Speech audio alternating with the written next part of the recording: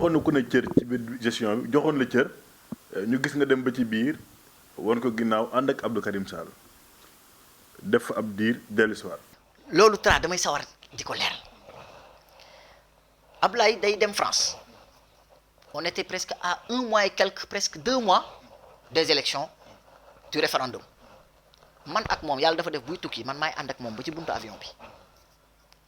ñu toog aéroport Dakar bii ñu discuter mu ne ma man je vote le non ma ne ko man je vote le oui parce que nag Tra je suis socialiste mais man maa bëgg Macky Sall man maa bëgg ay réalisation man maa nawloo ni muy doxalee jabaram nag suñu gisante waaye teraangam yàgg na jóge ci moom ñëw ci man j'avais plusieurs occasions d'aller la voir mais dama ne ku lay defal teraanga soxlawul ngay dem ci moom bés dina mës a jaw ngeen daje. Russie sax toog naa ci hôtel ñu ne mu ngay maye 500 euros j'ai pas bougé de là où j'étais parce que je me suis dit que c'est pas la peine parce que ki lay yónnee teraanga soxlawul ngay dem ci moom mais Tra le maire Abdoulaye Pouy ne ma moom il vote le non man je vote le oui donc loolu moo indi su suma diggante ak moom le fait que ma voté oui que moom mu voté non que ma dem rejoindre le comité électoral du oui qui était dirigé par Abdou Karim Sall te loolu di ko indi kilifteef bokk na ci parce que nag tey jii jàpp naa ne suma yaay Adja Ndeye Ndiir jigéen ju baax jigéen ju yaatu na ko yàlla may wér tey jii elle mérite pas son sort dans la gestion actuelle de l'APR dans la commune parce que fekkee naa Tra yéen ñii gis ngeen ne ba gaañu yorul dara Ndeye Ndiir daan génnee xaalisam ñi fi ne bokk bañ yorul dara ñi fi ne di gérer à parti bi bañ yorul dara Ndeye Ndiir daan génnee xaalisam Ndeye Ndiir moo daan dem jëndi peinture jëndi ay leketam def ay tisseem joxe ko donc nag man dama am kilifteef donc su ma ñëwee ne damay voter oui moom le ministre autant directeur ñëw seet si ma mais seet si sama papa seet si sama yaay ñëw ba impliqué sama famille donc ma xam ne ñoo bokk fi ñu war a mën a dem ñu ànd waaye Tra mu ngi may dégg maa ngi koy xool maa ngi wax mu ngi dégg waxaalew ma fayuma jënduma joxuma dërëm c'est par conviction laa àndoon ak moom donc nag ñu ànd quelque temps gagné élection yi j'ai été le mandataire man nag bay si sama wàll ñu dem ci élection arrivé président de la république ci mbaaw ma jàppale leen nag ci stratégie ci nan lañ koy defee ci galgal yi ci lépp nag ba ñu découvrir kan mooy Njawar waaye nag ànd ba neexul woon donc ma préféré ma retiré wu man naa retiré wu parce que nag le ministre dama koy wax toujours ne dans son entourage ils sont tous mes amis donc tey jii des fois nit daf may laaj sax ne ma c'est quoi le problème avec le ministre ma ne ko non j'ai aucun problème avec le ministre donc tey jii c'est quelqu'un boo xam ne on se salue on se croise on se donne du respect musuñu am échange personnel man ak moom donc bu ma ko waxee ni du la gëm musuñu werante musuñu discuter musuñu sax xuloo donc du ci téléphone du ci B2B du ci en live du ci dara mais peut-être ay on a eu un froid peut-être seytaane jaar na fu mu war woon jaar ba fu muy mujje je me suis retiré mais daal donc ci diir bu ndaw boobu donc loolu moo indi su ma ànd ak moom dans le cadre du référendum. voilà loolu leer na ñu ñëw léegi ci li nga xam ne mooy gestion wu mairie bi nga xam ne ànd nga ak monsieur Abdoulaye Pouy am ñu toogoon fii kenn ku ci nekk yëkkati ay tuuma teg ko ci ndoddu mairie bi tey tu es l'un des mieux placés pour répondre à ces accusations-là par exemple quand je prends l'exemple des 1 milliard 600 millions 650 millions de budget 630 millions de budget monsieur Malick Sarr toog fii indi triptyque toog ne seen 1 milliard 100 yi c'est pour le fonctionnement de la mairie 500 millions yi moo nekk pour li nga xam ni moo jëm ci réalisation bi rek yow nan ngeen tontu ci loolu. waaw maa ngi nuyu suma frère Malick Sarr parce que moom aussi ci parcours politique boobu dama la jox benn anecdote j'étais le seul délégué de Dakar de la région de Dakar donc au niveau de l'amicale des étudiants de l'université ay liste blanche yi ñoom Babacar Diop ñun ñoo ko créé woon am na benn grève de la faim boo xam ne maa ko dirigé woon Malick moo ma defaloon sandwich indil ma ko foofu noonu ci biir salle bi ci pavillon yi foofu ne ma ngir yàlla copain lekkal. Donc et puis aussi on était dans la même chambre à l'université, on a créé ensemble le Sercam. J'ai été le premier vice-président de Sercam parce que li tax faluñu woon président dañ ne non yow da nga bëri histoire donc mais baal nga nekk vice-président après le président donc c'est l'ancien président du tribunal donc voilà. Mais pour revenir par rapport ak Malick Sarr maa ngi koy nuyu damay wax ne Malick yëf yi da ko raw. yëf yi da ko raw parce que tey jii man tracé naa la sama parcours par rapport ak cëslaay bi ma am ci gestion communale mais malheureusement Malick amul parcours ci gestion communale. Ensuite aussi ba muy jàng décentralisation ma nga ca acte 2 la yam après dama jàpp ne dafa bëggee wala mu def un retrait politique ba nga xam ne xalaatul woon ne dina dellu si waat pour soxlawaat acte 3. Pour revenir par rapport à la gestion municipale. Tra dafa am ce qu'on appelle une session bi su ubbee dañuy def ouverture de session devant le préfet su ñu defee cette ouverture de session devant le préfet suñ ci paree dañuy am un calendrier donc calendrier boobu dafa am ce qu'on appelle le budget participatif bi dañuy woote. Nan la ñuy wootee dañuy dem agent au temps wala ñu dem ci CEDEPS bi yu mujjee ñu ngi woote fii à la mairie ci cour bi mooy bi ñu réaménager mairie bi ñu ne képp kuy imam délégué de quartier bàjjenu gox président ASC président d'association képp kuy force vive ci commune bi ñëwal nga wax ci ay atelier yow lan nga xalaat ne ci domaine ba nga ne loolu nga bëggoon ñu def ko ci loolu nga bëggoon ñu yokk ko loolu nga bëggoon ñu wàññi ko mu am ay techniciens yoo xam ne suñu paree dañu koy dajale def ko ci document indiwaat ko ci biir toujours calendrier bi ce qu'on appelle l'orientation budgétaire agaguñ ci non le budget est inclusif agaguñu non agaguñ ci man af nekk nii agaguma ci triptyque yi mu indi donc nga ñëw ci orientation budgétaire dañuy toog les conseillers municipaux ne man kat su ma sañoon sama koñ ñu def fa lii ñu def fa lële ñu yokk fa lii ñu yokk fa lële.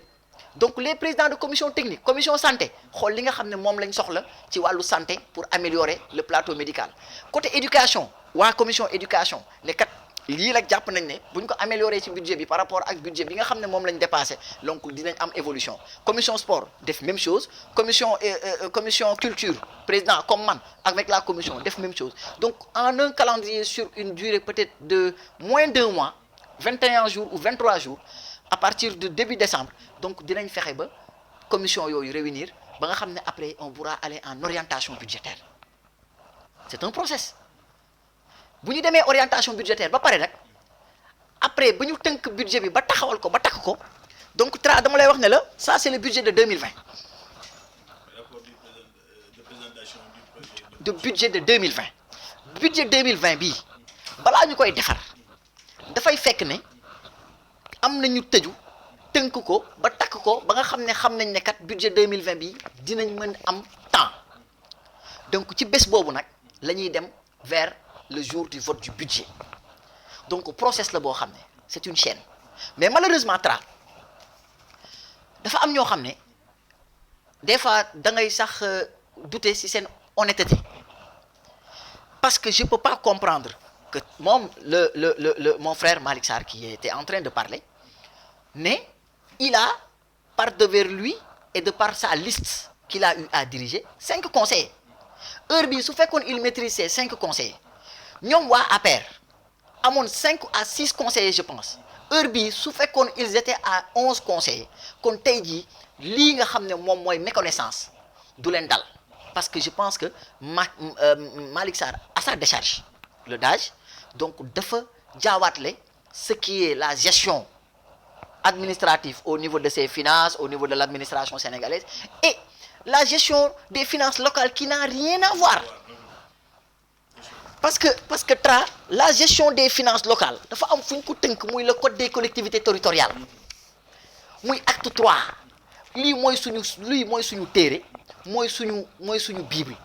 donc lépp lu waay di def fii su génnee fii mooy baaxul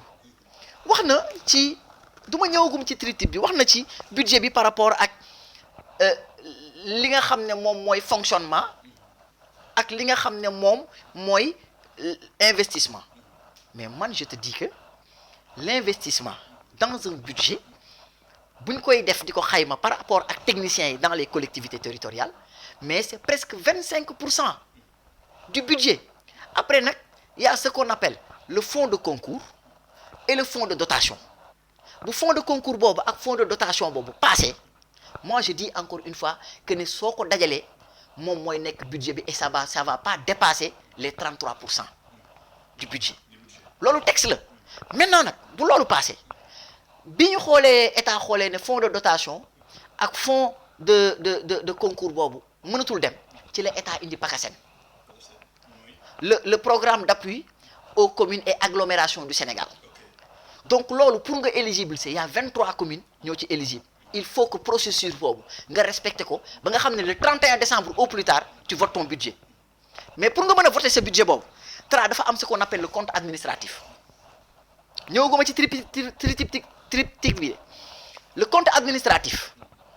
moo tax gars ñi suñuy laaj des fois di ñu wax naan ñu il faut que mu am une reddition des comptes ce compte administratif tant que voté woo ko tant que yóbbu woo ko ci sous-préfet mooy ne yow la nga waxoon ci année 2018 la nga waxoon ne yow da ngay def lii da ngay def lële da nga ci da ngay def lii da ngay def lële da ngay def lii ba mu jeex tant que voté woo ko dans le conseil municipal le préfet validé ko le receveur payeur validé ko donc doo mën a jàll ci sa vote budget bi nga xam ne mooy le budget N+1 donc on a voté le dernier compte administratif muy 2018 là pour ñu mën a dem ci compte ci budget bu 2021 on va voter encore le compte administratif de 2019 boobu suñ ko voté wul du ñu mën a dem ci compte administratif bu 2021 ci budget bu 2021 léegi pour revenir par rapport au triptyque moi je pense que il a parlé de transparence mais la transparence weesuwul ñu fal 70 conseillers yooyu ku ci nekk nga siéger ci conseil municipal bi askan bi yónni la ñu koy def à naka lañ koy waxee sax à audience ouverte donc tey jii si on nous parle de transparence je pense qu'il y a un problème de respect notoire boo xam ne mu ngi am suñu diggante ak bien sûr ces détracteurs là gestion inclusive mais gestion inclusive weesuwul nga woote ne dañuy organiser na ñëpp dajaloo na ñëpp waxtaan pour que ñu organiser benn journée boo xam ne dañ def un budget participatif nga absenté mais on est dans quel pays on est dans quel mbaaw donc on nous parle de reddition des comptes mais reddition des comptes boobu mais buñ ci tolloo mais c'est le compte administratif du ñu génn ci mbedd mi taxaw naan leen jëndoon nañ benn bonbon jëndoon nañ benn tàngal jëndoon nañ benn chewing-gum non damay faral di wax gars yi ne leen une gestion municipale n'est pas une gestion au marché où les gens vendent des cacahuètes dañ ko tënk y a pas un contrôle mieux organisé que la gestion municipale xam nga tey jii micro bi su nekkul ci budget mairie Mbao munoo fexe muus ak mucc ba jënd ko stylo bi su nekkul ci compte mairie Mbao ci budget mairie Mbao bu doon jar ñaar fukk munoo muus ak mucc ba jënd ko donc il faut que les gens arrêtent tey jii su fekkee moom le DAGE il nous dit que non dañu war a jël budget bi mettre ko en ligne mais non ma foi mais yi fi jaar ñu war ko mettre en ligne bëri na le problème des gazelles oryx depuis combien de temps les gens en parlent ils sont pas sortis pour le mettre en ligne moom il a été épinglé sur des rapports son patron de l'IGE il n'est pas sorti pour le mettre en ligne pour se dédouaner le ministre de l'environnement autant avec la gestion de l'ARTP oui tapé ko ci Google di ko gis donc moom ci boppam il a été épinglé dans sa gestion donc il faudra que vraiment tey jii que les gens reviennent sur terre xam ne lii nii mairie Mbao yàlla moo ñu fa teg te population bi nangu nañ ne on est en train de faire du bon travail donc li ñu war a mettre en ligne bari na tey jii la mairie est ouverte le secrétaire municipal s'appelle Emery Seck son bureau c'est à partir du hall de la mairie à gauche prenez les escaliers au fond à droite vous frappez à la porte le secrétaire municipal va répondre lépp lu waay soxla ci une documentation de 2014 à nos jours mën nañ ci ñëw te foofu budget bi man damay wax ne Tra il faut que les gens ils aient une humilité et une modestie pour dire que Ablaye Pouye et son équipe a travaillé nous en 2014 bi ñuy hérité la mairie de Mbao on a trouvé un budget de combien 270 millions avec un niveau de recouvrement de 138 millions mais tey jii suñu yàlla dimbalee àdduna di dox ba acte 3 bi ñëpp dégg nañ ne commune bu ne ñëw nga nee nga kawteef ñii dañoo départ lajj ñii départ mënatuñu continuer ñii faf sax arrivé wuñu mais yàlla bu ñuy dimbali bon an mal an ci barkeem ak barkeem mag ñi ñu ngi def ay résultats dans la commune de Mbao te résultats yooyu lan la mooy tey jii les gens te parlent de 1 milliard 630 millions mais dafa am processus bu ñu jaar on n'a pas dormi sur nos lauriers on a fait du travail on a vu les niches de finance yi nga xam ne war nañ ko mën a dem recouvrer Ablaye Pouye le maire bi mu déparé ñëw def un grand recrutement dans la commune jël ay jeunes uti ay Jakarta ñu naan kii dafa dof fu mu jëm mais xamoon na ne loolu moo doon indi milliards yi moo tax on a fait un échelon on a fait vraiment des résultats extraordinaires moo tax tey jii Tra ci biir commune bi coow li mooy bari rek coow li mooy bari mais gars ñi xam nañ ne 5 yii lañ am pour jaxase xelu nit ñi 5 yi mën naa la wax yan la amuñu argument muy je peux dire que c'est 5 mensonges gars ñi boo leen waxee toujours dañ la wax ñemew ñu wax ci olof defu leen fi dara xam nga defu leen fi dara moom ñemew ko wax fii ci biir commune bi mais dañuy utiliser benn terme boo xam ne moom la ñuy indi chaque fois 5 ans 6 ans 0 réalisation waaw lan mooy réalisation buñ ci tolloo dinaa ci ñëw dañ lay wax terrain njaxiraat terrain njaxiraat litige foncier moi je dis que litige foncier moom bu ñu ko nit di wax ci biir commune de Mbao ci suñu gestion dañ ñoo yab parce que boo bëggee problème terrain njaxiraat nga xam ne ça date de Ablaye Wade te ñun ñu falu en 2014 te ñoom sax seen biir commencé wax ne am na ci ñu ci am y a quelqu'un parmi eux un grand responsable parmi eux il habite la ZAC nee na moom am na ci nañ dem ñu xool kayit gi mu yor kan moo ko signé bu dee Ablaye Pouye la man ak Ablaye ñooy woo journalistes yi ñoom Tra ak ñeneen journalistes yi Walfadjri ak yeneen télévision yi ñoo leen di fay ñu def conférence de presse dañ lay wax ci seen toujours mensonge terrain élevage Tra nous on fait partie des combattants de ce terrain nous on fait partie des gens qui ont cru à ce que la jeunesse doit s'épanouir mais c'est pas aujourd'hui en faire un cheval de bataille terrain élevage man de Ndiawar Sow en 2014 ba ñuy def suñu passation avec l'équipe sortante on n'a jamais reçu avec le maire un document qui nous prouve que ne terrain élevage bi kat 3 hectares yi fii la commencé fii la yam kayit gàngoo bu amee ku ko am na ko génne lan lañ lay wax terrain Gandia toujours pour wax ne gars yi amuñu argument yu ñu mën a tànce sur le plan des résultats et sur le plan des réalisations mais dañuy ñëw di fan nit ñi di leen wax lu amul terrain Gandia biñ ko yëngalee fan yii waxatuñ ko yëngal ko ba coow li jóg après fan la mujjee ñu dem ci imam ratib bu Mbao maa ngi koy nuyu imam ratib wax leen ñu ne kon de lañ doon wax ne maire mooy jaay terrain Gandia kon loolu amul ñu pare ci loolu bi mujjee nag mooy le marigot de Mbao ñemew ñu nag li ñu doon wax dañ ko doon junj am na kuy sukk marigot bi est-ce que du maire la am du maire mais je dis encore une fois que ne Tra kii excavé xeex ak SICAP xeex ak privé yi dem taxawal boppam indi ay machine di dindi kooku du sëkk donc 5 yooyu lañ jëloon bëgg ko def cheval de bataille mu nekk ay sos yoo xam ne moom la ñuy taxaw fépp ci biir commune bi di ko wax il faut que ces gens là arrêtent yeneen ñaar yi nga xam ne nag moom lañ jëloon def ko geerukaay muy le croisement de Mbao xam nga Tra tey jii le problème des inondations dans la commune boo seetloo gars ñi duñ ci wax lu bari parce que le problème du croisement de Mbao c'était le nœud de guerre mais yàlla suturaal nañu ba man sama bopp ma taxaw fa wax fa le maire taxaw ne du suñu liggéey nañ ko def donc tey jii on a eu gain de cause ba tey jii kenn waxatul waxu inondation à Mbao kenn waxatul le problème du croisement de Mbao mu desoon benn mooy tali rue 10 bi moom lañ doon politiquer waaye nag bi ñu ñëwee ak waa Promoville gis nañ ne kat on leur a montré que ne tey jii kat la ngeen doon wax ci wàllu Promoville ci wàllu gestion donc ne mairie bi moo ko bloqué mairie moo ko waroon def xam nañ ne fan mu bloqué xam nañ lan moo ko téye woon donc nag gaañi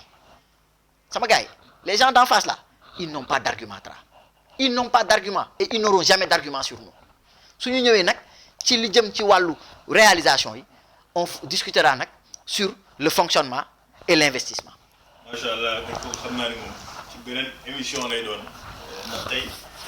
suñu temps jeex na mais dina am benn question avant ñuy tàggoo sama question boobu mooy boo amee 250 millions wala 600 millions de budget def ay réalisation wala nga ñàkk def réalisation nga am budget boo xam ni 1 milliard 600 est-ce que budget boobu ni mu toll réalisation yi warul woon toll noonu est-ce que tey bu ñuy wax réalisation nga cof ci rek ndax xam naa réalisation yi émission wu lëm la waroon doon nga cof ci est-ce que réalisation yi toll na noonu par rapport ak budget bi ñu am léegi ak ba ñu am. waaw xam nga Tra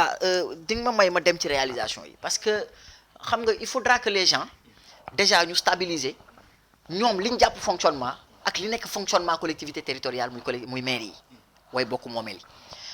tey quand on parle des fois j'ai envie d'être l'avocat de tous les maires de communes parce que on leur fait traîner dans la boue on leur fait faire des choses yoo xam ne li ko indi gis nga Tra bi ñuy jàng élèves école nekk ay élèves man dama jàpp ne au niveau de l'État du Sénégal dañ def ci programme bi Tra ñu lay jàngal le pouvoir exécutif le pouvoir judiciaire le pouvoir législatif mais Tra man tey su ma amoon dogal dañuy def dans le programme intégrer si la décentralisation parce que c'est le quotidien de tout Sénégalais ku nekk ci communauté rurale ak commune ba gën a sori il faudra que des fois ñu jàngal xale yi jàngal population bi ba ñu xam parce que Tra quand les gens te parlent de fonctionnement mais fonctionnement boobu mon ami et frère Malick Sarr na mu ko jàppee mooy comme na mu jàppee ca fonctionnement am ca ministère am ca administration mais ça n'a rien à voir tey jii dañu wax compétence décentralisée muy ay santé sport éducation environnement et cetera tey jii compétence décentralisée dama ciy jël ñaar ba ñetti pàcc rek jox la ci exemple tey jii su mairie ñëwee ñu ne moom la ñu dénk école yi mais Tra dama lay wax ne la dénkuñu ko école bi mais fonctionnement école bi lañ ko dénk donc loolu noonu jëm ci école bi xam nga lan la mooy tey jii subvention ba jëm ci fayu courant beeg ndox bu école bi moom mairie moo ko jël mais état dafay tabax école def ci directeur d'école def ci enseignant waaye du ci def femme de charge du ci def gardien mu ne femme de charge bi pour mu école bi mën a dox il faut que femme de charge bi nekk fa pour école bi mën a nekk ci sécurité il faut gardien bi nekk fa pour école bi mën a dox il faut mu am lampe il faut mu am ndox donc mairie bi lañ dénk fonctionnement boobu donc loolu ñuy wax ne ci budget bi fonctionnement boobu ci école ba la jëm. loolu aussi ci 1 milliard la bokk. ci fonctionnement bi la bokk moo tax ma ne la Tra gars yi dañoo jàngul tey jii Tra est-ce que xam nga au niveau de la commune il y a 8000 sacs yoo xam ne mu ngi ànd ak ay fournitures de classe pour les 8000 élèves yi nga xam ne ñoo nekk ci 12 écoles publiques Malick Sarr bu fekkee doomam privé la ne du ko mën a xam parce que dans les réalisations yooyu noonu ñuy dem mais je te dis encore une fois il y a des réalisations visibles et les réalisations non visibles et invisibles léegi nag su état tamit tabaxee poste de santé da koy tabax des fois mu équipé ko tuuti mais dafa ne mairie yow la ca war la ca des yaa koy def donc fonctionnement boobu fa lay génnee waaye Tra yaakaar naa ne poste de santé c'est pas le chef de poste ak matron bi muy sage-femme bi rek ñoo fay liggéey est-ce que xam nga Tra actuellement am na 50 personnes yoo xam ne ñu ngi leen tuddee ASC du ASC nag ñoom Adjuma Ndiaye ak ñoom Aliou Pouy de ASC les agents de santé communautaire yoo xam ne bi état tabaxee poste de santé ba indi médecin chef indi sage-femme dafa ne maire yow ci gestion décentralisée boobu si sa fonctionnement jël ci 50 yoo xam ne da nga leen di tas ci poste de santé yi nekk ci commune bi di leen fay weer bu dee ci fonctionnement bi la génnee. su dee ñoom ay Dior Sarr au moment yooyu nekk wala. merci beaucoup. maa ngi lay nuyu moom. est-ce que xam nga suñu jigéen Dior Sarr ñu ngi koy nuyu bu baax a baax. parce que dafa may def ay ree moo tax. mais moom dafa war a ñëw sax. dafa war a ñëw loolu ma def ay ree. dafa war a ñëw dafa war a ñëw donc Tra est-ce que xam nga tey jii stade Mbao bi ba ko président jëlee indi ko mais fa la yam mu ne maire de Mbao yow lañ dénk sport bi fii ak infrastructure sportive yi yemuñu foofu daf ko ne personnel ba fay liggéey gardien ya ñay gérer pelouse bi ñay gérer vestiaire yi yow yaa leen di jël di leen fay. donc loolu ci fonctionnement bi la bokk parce que c'est ça qui fait fonctionner le stade de Mbao. ba tey 1 milliard yi. yëpp ci foofu la ne. ci la bokk kon 1 milliard yooyu du fonctionnement wu rek. non agent mairie beeg na essence ak Tra moo tax ma ne la gars ñi jànguñu. acte 3 bi daf leen raw gestion locale daf leen raw parce que nag amuñu fenn fu ñu ko jàngee amuñu ci benn. nga ñëw ci réalisation yi dama lay wax Tra ne la président Macky Sall su demee Turquie ñu may ko aéroport mu dem Japon ñu may ko stade ñun Sénégal kan la ñuy gërëm. président dañuy dem moom mi dem. moom mi dem waa léegi ñu ne tey jii le maire bi dem Genova uti fa ay partenaires uti fa ay ambulance dem France uti fa ambulance buñ dem ci état Sénégal ñu may ko ay lampes solaires dem ci Promoville wax ak président de la République ñu jox ko 6 tali pour 7 milliards pour 8 kilomètres de route ñu ne maire defu ko. du réalisation Tra ci réalisation yi dafa am les réalisations budgétaires et les réalisations extra budgétaires gaa ñi xamuñu loolu. donc nag il faut qu'ils acceptent de revenir apprendre mais dañuy sant yàlla bu baax nag parce que heureusement que ce sont ça ces gens-là qui seront que la mairie sera entre ses mains ñii bu ñu leen dénkoon suñu mairie mooy ñun tàkk nañ. te ñoom nee nañ dañ koy jël Tra bu la neexee nga ne Mbao va regretter le fait qu'ils seront le maire de Mbao Tra dama lay wax ne la ñii mënuñ ñoo gagné fii ñii. mënuñ ñoo gagné fii su doon ci football la duñ ñu gagné parce que on a fait les résultats Tra tey suñu neexee domaine par domaine ci wàllu wax naa la ne la inondation coow li di fi bari Tra éclairage public on était à 70 lampadaires pas plus dans cette commune entre 50 et 70 dans cette commune en 2014 actuellement bu ñu génnee 400 lampadaires yi nga xam ne mooy le solaire. Mais on est à plus de 1000 et quelques lampadaires yoo xam ne électrique la mais on a un problème avec l'instabilité de l'électricité dans la commune ak le problème de voltage moo tax foo defar ñaari fan ñett nga ñëw fekk mu yàquwaat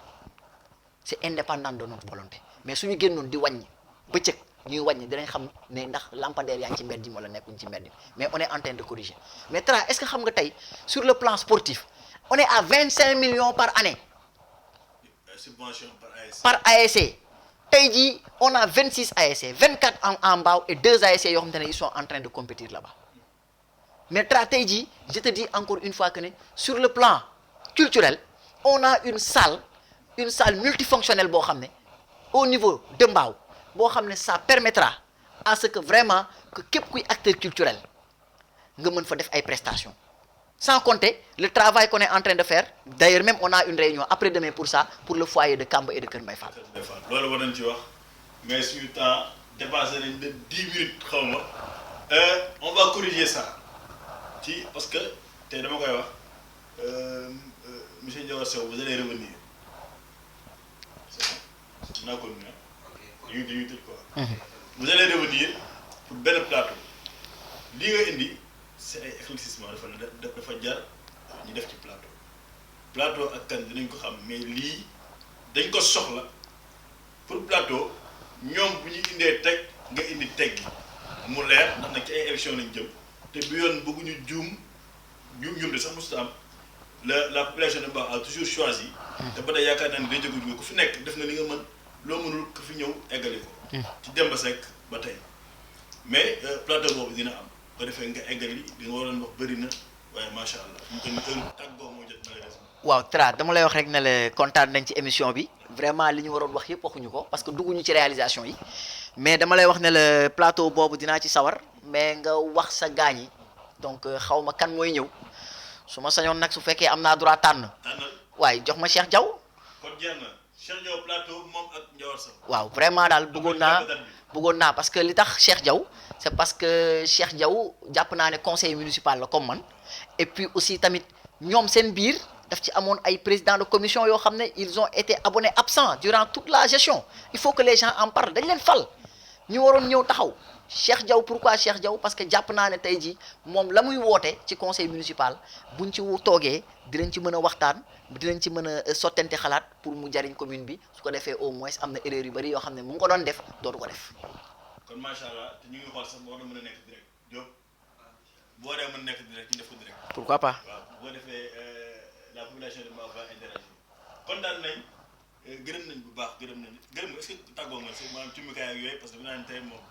waaw man su ma bi amoon nga doole mais après. su ma amee ku may gërëm donc damay gërëm vraiment donc waa mouvement gëm sa bopp donc du maire Ablaye Pouy donc di gërëm vraiment wax naa ci conseil municipal bi mais di gërëm vraiment mouvement gëm sa bopp parce que tey jii suñu cëslaayu politique c'est le mouvement gëm sa bopp on reste et demeure des supporters du président Macky Sall bien que nag gaañaa ngi ñuy pousse pour ñu génn mais jàpp nañ ne nag tey jii lépp loo xam ne nag lu baax la ci commune bi ak lu ñu war a def ci commune bi donc ñu ngi koy def ci turu maire de Mbao Abdoulaye Pouy di ñaan yàlla aussi tamit yàlla may ko ay ndombal tànk yu yokku parce que bu yokkoo rek ñu yokku ba yëg ko yàlla may ko ay ndombal tànk ci commune bi may ko ay ndombal tànk ci département bi ci région bi et pourquoi pas au niveau national parce que nag am na bagage bi am na kayit yi am na expérience bi te am na tamit xol bi te am na yéene bi tamit. macha allah kon mi ngi noonu seen émission la woon angle politique bii di ñëw dañu am beneen invité mais après dañuy préparer le plateau bu njëkk maanaam lamb ji daf nañu signature de contrat bi fii beneen mbër mi nag xamaguñu ndax dina ko nangoom déet waaye en direct live on direct lañ signé contrat bi monsieur Ndiawar Sow contre le CC Cheikh Diaw te loolu nag dañ koy defee ci kaw kii bi nu mu tuddati jardin public bi. mooy suñu jardin public bi ñu defar. kon dee bañ ñëwi. non. kon on va choisir le lieu. non parce que bu waxee ne ko ne déjà réalisation fii ñun ñoo ko fi defar. kon on va choisir le lieu. kon jëm ci forêt bi forêt classée bi. mais fu ñu neex de xam nga tey jii sax permettre ma wax ci forêt bi. non fan ngeen demee ci forêt classée bi. mais forêt bi sera le lieu ñu wax ci forêt bi ay bancs yi ci forêt classée bi def. mais Tra kaay ma wax la bu gën a neex kaay ma jox la salle bële ne la 800 personnes ku nekk dugg fay 1000 francs. supporters yi. mais supporters yi. extraordinaire maanaam. gis nañu xaaj ci émission bi gis nañu ko. macha allah wax nañu xam-xam waaye kaf nañu ree nañ. lépp ci mbaaw la xëy. nous sommes tous des jeunes ñu ngi koy remercier bu baax. nit la koo xam nit ku oyof nit ku baax yàlla na yàlla barkeel. amiin Tra amiin ñoo leen dig daje semaine bii di ñëw ak beneen invité waaye nag làmb ji mag ji signé nañ contrat bi nee na ñu yóbbu ko fële entrée 1000 francs kooku rek dina baax kon macha allah à la prochaine.